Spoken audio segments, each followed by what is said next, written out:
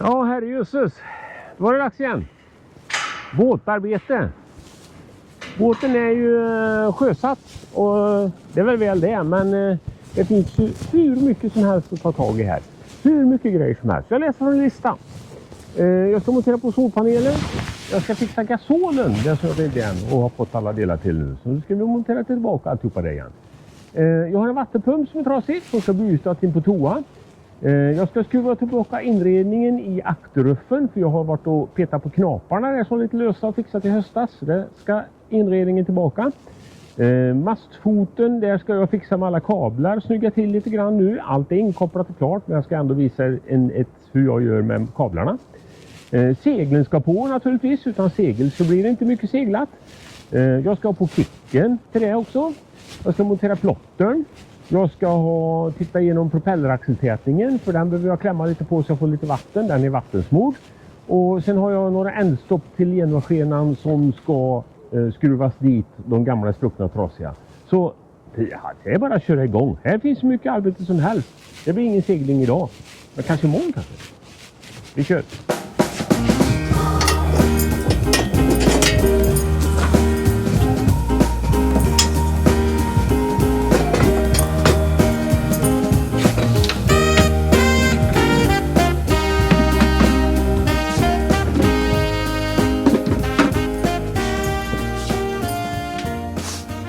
Välkommen in i Solia.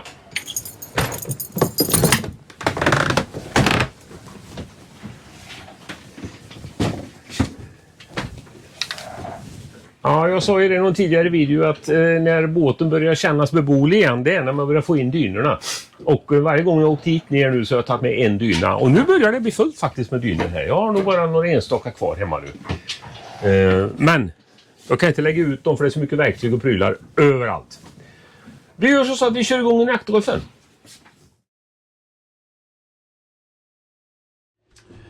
Här har jag ytterligare ett småfix som jag håller på med. I höstas så rev jag ner inredningen här för jag ville dra åt knaparna i aktern. Det här är alltså aktern på båten. Och för att komma åt de här bultarna som sitter här uppe någonstans så var jag tvungen att riva bort det här.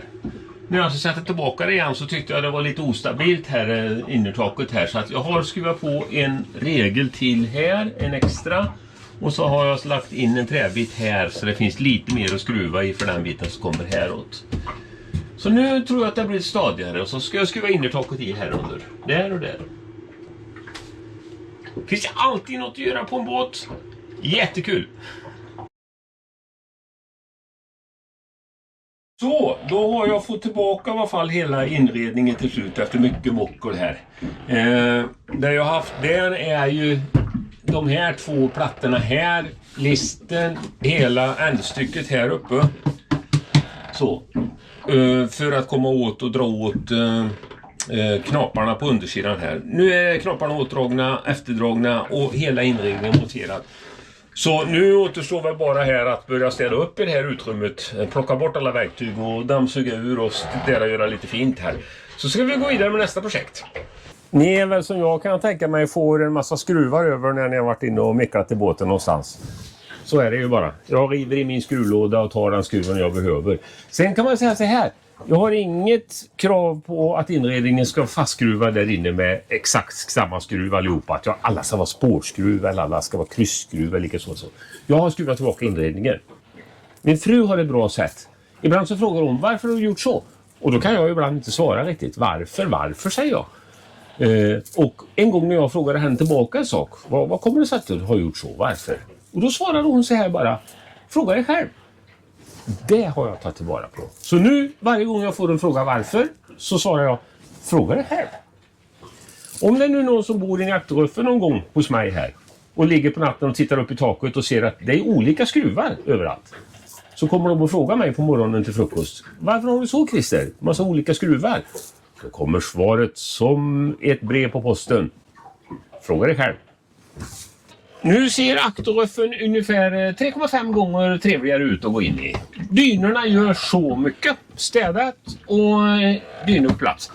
Här hittar jag ett projekt till. en gammal kyl som ska kopplas in. Den är kvar västers i min gamla båt som jag aldrig använt här sen efter det. Den är i stort sett ny. Jag ska bara se till att få ett cigarettuttag någonstans så jag kan stoppa in den. Och sen kan jag använda den som sval. Perfekt för att dricka i. Mission complete. Sen måste jag ha en sån här lista att jobba efter. Annars kommer jag vara överallt i båten och riva och inte få gjort någonting. Men nu gör vi så att vi sätter check på akterruffen.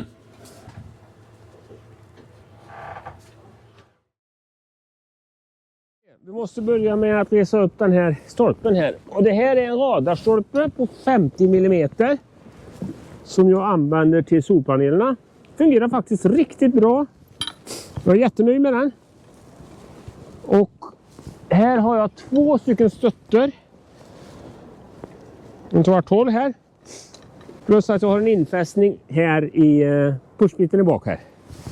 Och det här är ett arbete som är som gjort för att man ska tappa i en mutter eller en bult eller någonting här. Varje år så tappar man någonting.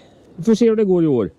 Skulle kunna hänga ett paraply eller någonting under. Det har jag ju sett det tipset. Det kanske vore bra. Men vad vore livet om man inte vågar ta några... Få lite utmaningar och ta några risker. Så. Det är en fyrkant som låser i plasten där så. Och så sätter vi en mutter på insidan. Nästa steg tror jag är att jag ska fästa den här. Där ser jag att jag har en låsmutter. Vore ju väldigt bra att ha på andra sidan också då. Så nu ska vi se om vi kan byta ut den sen mot en låsmutter.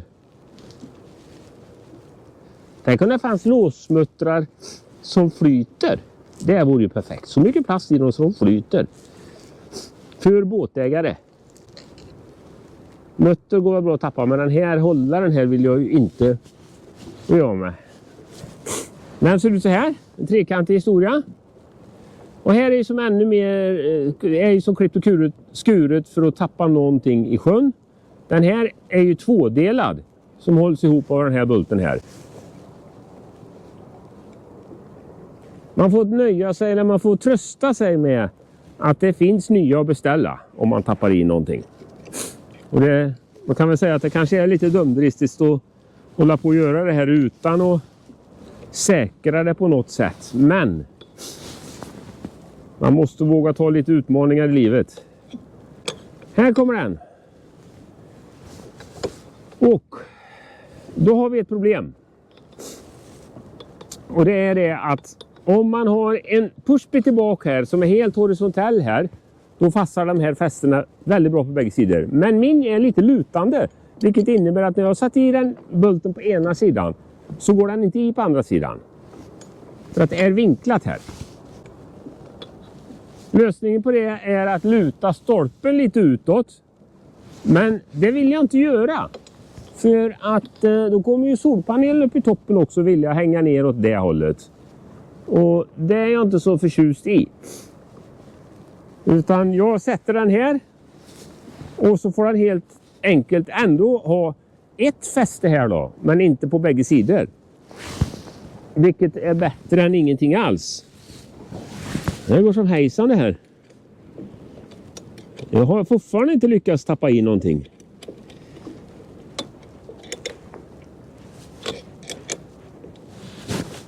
Och jag ser att jag har låsmuttrar överallt.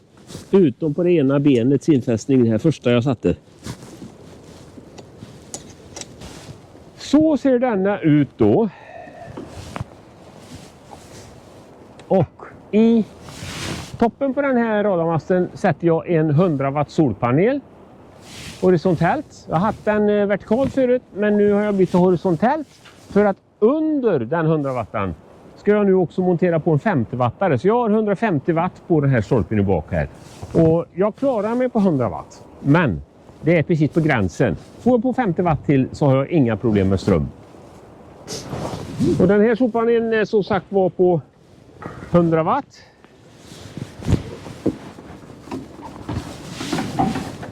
Och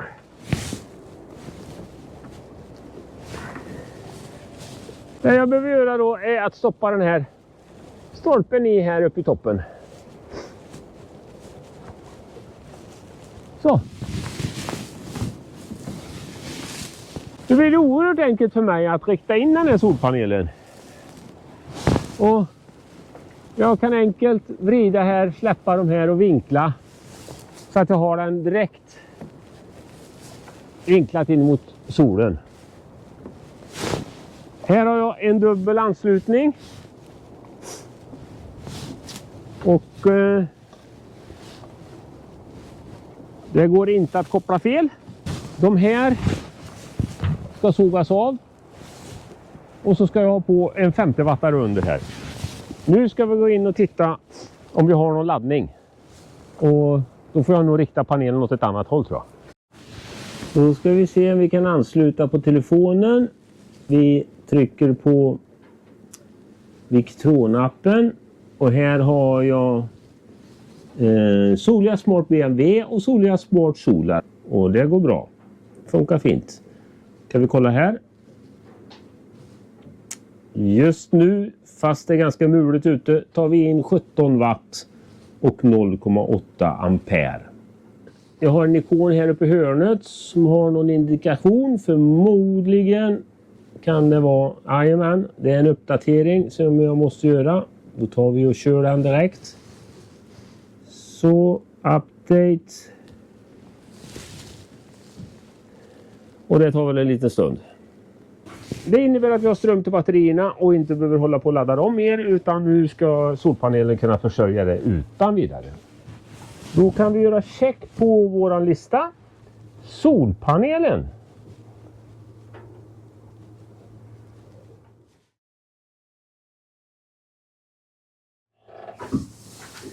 Här sitter propelleraxeltätningen och den ska vara vattensmord. Vilket innebär att det ska komma vatten emellan tätningen och propelleraxeln. Och för att det ska göra det när man sjösätter på våren så behöver man klämma så här. Så nu är det.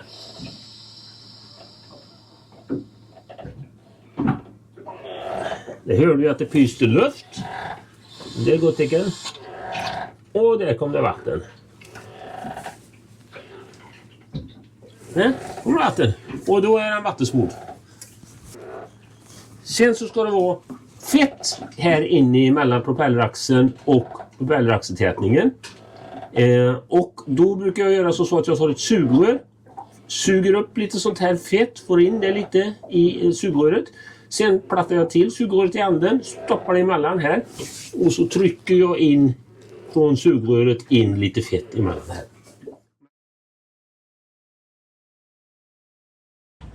Det här är jordkabeln mellan mina två förbrukare som förbinder båda minnespolerna.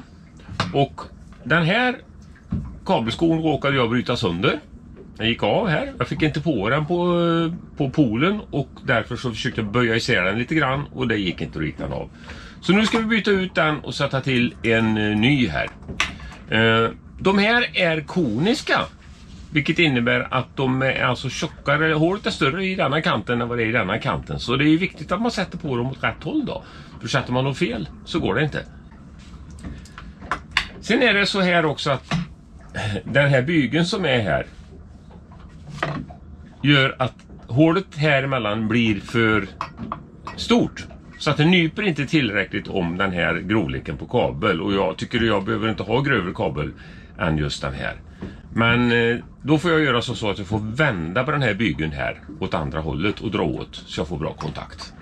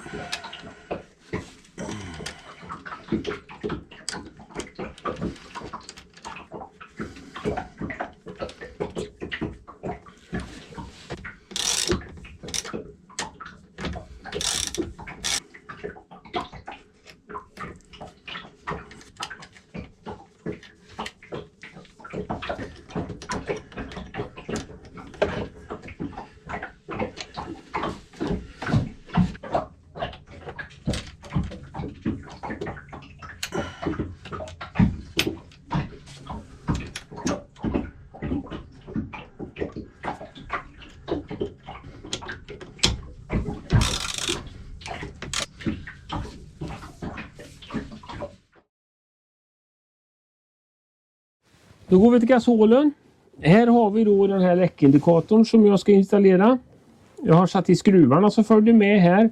Och jag skruvar i den fullt här. Den skruven. Så. Och så har jag gjort en träplatta till detta som jag ska fästa i ankarboxen. Och då ser jag att den skruven går inte igenom den träplattan. Det blir perfekt det här. Så den ska vi kika fast in i ankarboxen.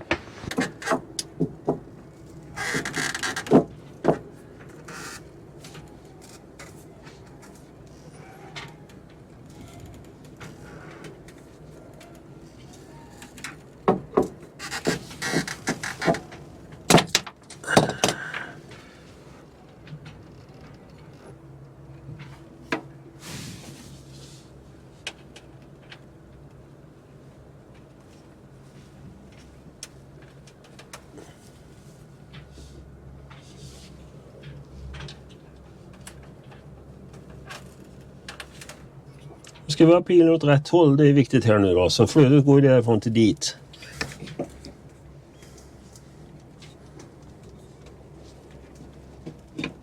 Det är risk för att det blir lite gubbstön här nu. Gubbastön. Så, där sitter den. Nu tänker jag att jag lossar den härifrån. Jag ritar ut här på nu. Jag ska sitta. Sen lossar jag den här. Så tar jag sika på baksidan. Och så trycker jag fast den. Och så skruvar vi dit läckindikatorn. Det är trångt att slippa här, men vi ska försöka.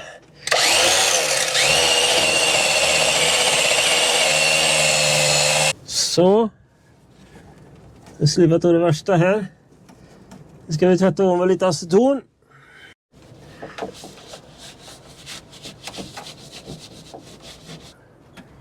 Den sidan uppåt.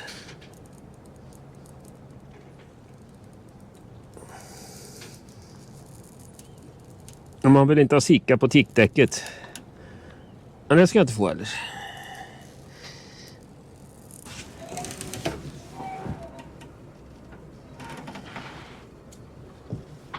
Ja.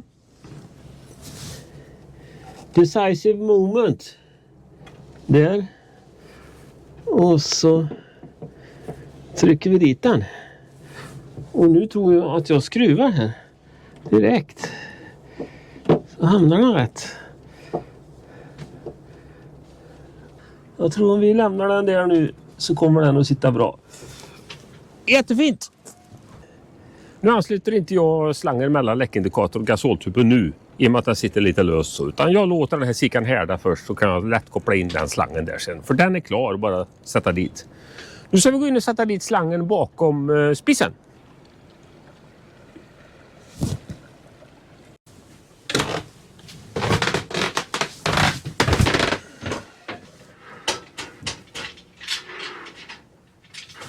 Den här ska sitta uppe, ansluta uppe på spisen.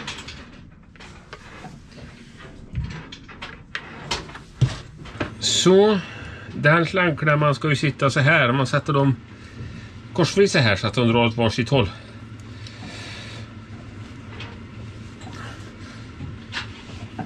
Så, och den andra slangklämman på andra hållet utanför.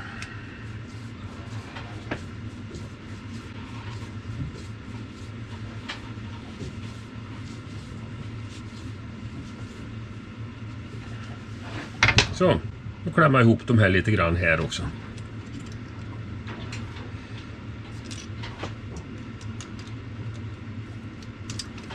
Så där. Ser det bra ut. Nu ska vi hänga på den här på baksidan av spisen.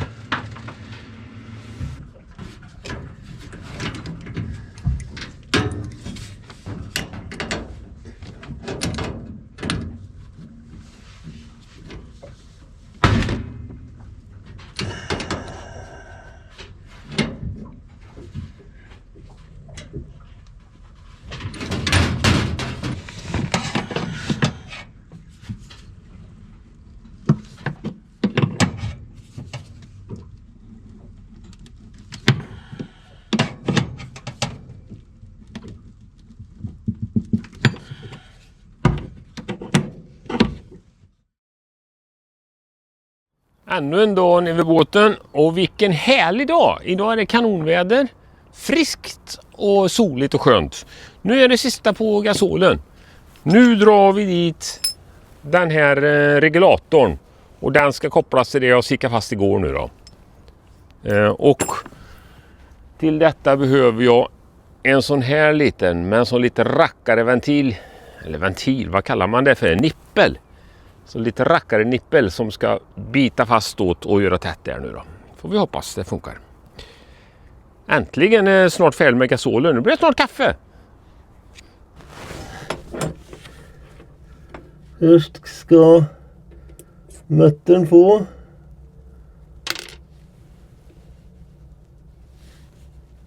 Sen ska den i lille med flansen inåt på hylsan. Där. Och sen så ska det gängas på här.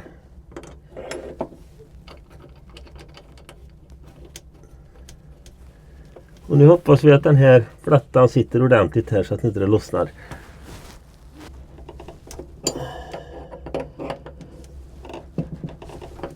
Så hoppas vi att den sitter. Den ändan. Sen ska ju den här fyllas på med vätska. Då får vi lossa den här. Fylla på vätska där i. Men först ska jag sätta fast andra änden i gasoltuben. Det här är inga konstigheter. Det sitter en gummibussning här i fram som ska göra att det blir tätt. Det enda som är lite lurigt är att man ska tänka på det att det är vänstergänga.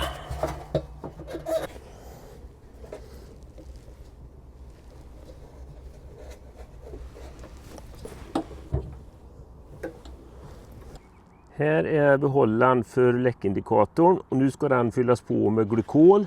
Och man får ha lite koll på den här packningen här uppe också då så att den hamnar rätt. Glykolet kommer i en liten påse så här.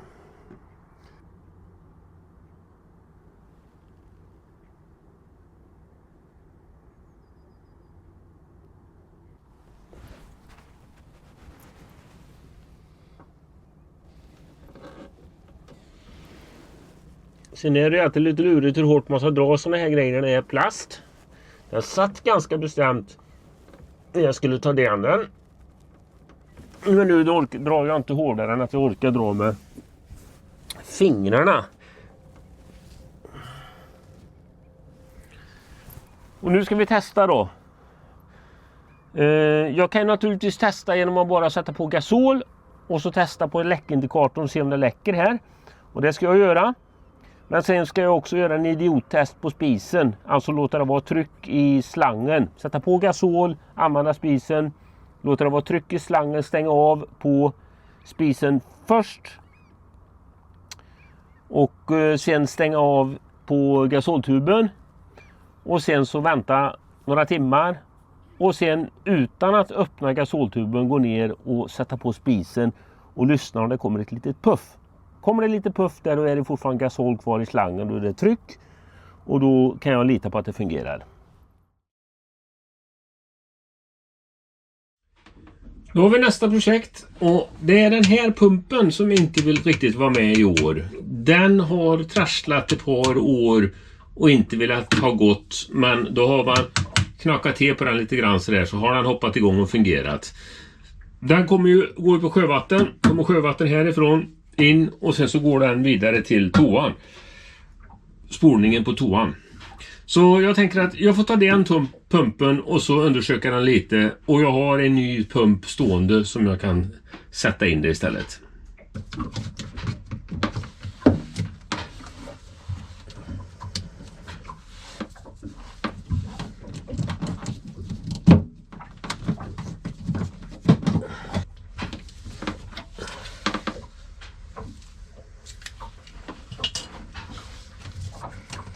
Här sitter det ju ett filter också. Så det var det vatten där i.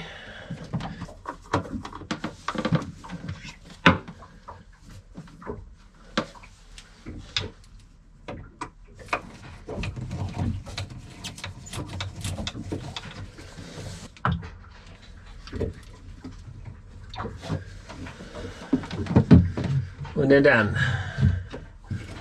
Vissa jobb är ju enklare än andra. När jag tog den så såg jag att det var ju en vagoklämma till minus.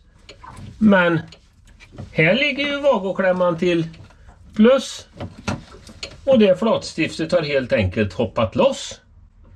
Och då kan det inte fungera. Och då ska vi se om den för pumpen faktiskt till och med fungerar. Ja, jag vet faktiskt inte varför den går via den vägen. Luskar vi lite här. Här går ju plus, där går ju minus in. Här är det en kabel som är klippt någon gång i tiden. Inte dock av mig. Men här ligger plus ansluten. Det ligger ingen minus på den skruven där, vilket jag kan tänka mig att det ska göra. Eller också är det någon typ av ställskruv där. Och så kör jag en spolning. Då händer följande. Den går. Och där spolar toan. Så det är alltså inget fel på pumpen. Men jag ska ändå kolla upp i bruksanvisningen och manualen till den hur den ska kopplas. Varför det finns anslutning både här och på baksidan. Då kan vi göra check på den. Härligt, inget arbete knappt. Vattenpumpen. Nu ska jag faktiskt göra så att jag ska prova att spola vatten överallt. Jag har fyllt vatten i tankarna så nu ska vi gå runt och se om allting funkar. Då stänger vi av toa och så slår vi på färskvatten. Och det börjar att pumpa direkt. Och då ska den stanna när det blir fullt här.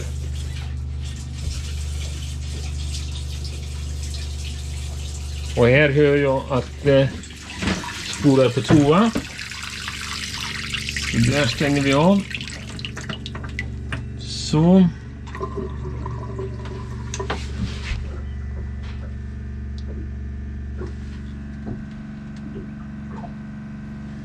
Och då stannar inte den.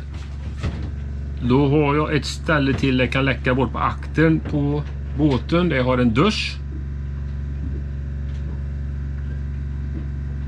Jag ska gå och titta där hur det ser ut. Var inte det.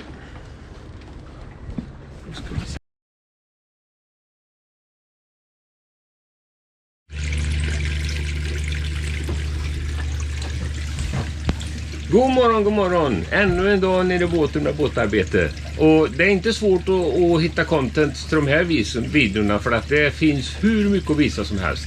Just nu håller jag på att tömma ur allt vattnet. Igår så tänkte jag att nu fyller vi på vatten och så får vi igång alla pumpar och så här. Ja, det gick ju bra.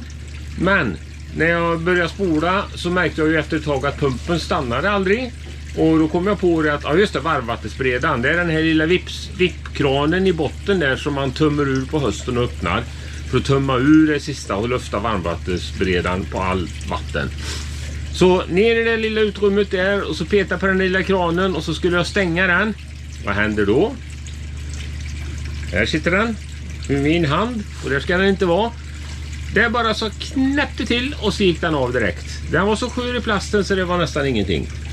Så nu kan jag inte stänga, vilket innebär att jag kan inte spola vatten. Nu måste jag tömma på vatten och måste ta loss den här lilla kranen som den här sitter på från varmvattenbredan och se om vi kan fixa till en ny sån här liten plastreserv eller på något sätt lösa det där.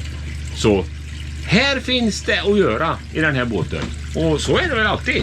Det är jättekul. Det känns lite konstigt att säga det, men jag vill inte att något sånt här ska gå enkelt. Jag vill att det ska bråka lite grann.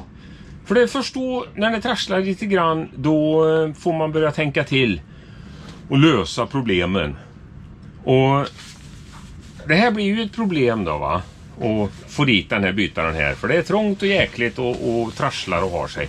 Men om man tycker att det är kul och inte ger sig, ja, då fixar man det till slut. Till slut så har man löst det, så sitter man med den här detaljen i handen och så är det 50% gjort. Nu ska vi bara dit den igen. Jag har en gammal historia som slöjdlärare, kan jag berätta. Och ofta hade jag problem med elever som sa att det går ju inte. Jag kunde till och med introducera en del arbetsuppgifter med att här kommer ni få problem och det kommer att ta 10 minuter innan den första utav er i klassen här säger att det går ju inte. Och så skrev jag det går ju inte på tavlan. Och mycket riktigt, det stämde nästan varje gång. 10 minuter in i arbetsområdet så var det någon elev, det går ju inte. Och då sa jag, halleluja, det är ju underbart, har du problem? Ja, sa de då. Fantastiskt, för det är ju de här problemen som är så kul att lösa. Och om vi inte hade något problem någonstans, då skulle vi aldrig heller få någon utveckling på något. Vi skulle aldrig lära oss något nytt. När du har matte i skolan som elev så vill du inte räkna 13 år i ettans mattebok utan problem. Utan varje år så får du en ny mattebok som du måste sätta tänderna i och lösa alla de här problemen som är i matteboken. Det är så man lär sig. Och det gäller även för en gammal pensionär som stöter på såna här saker. Jag har aldrig gjort det förut. Jag fick problem. Jag löste problemet. Det är det som jag gillar så mycket. Nu ska vi åka bort och beställa en ny sån här detalj. Jag vet att den finns och den kostar cirka, jag tror man kan få den för 550 kronor någonting. Så byter vi ut den.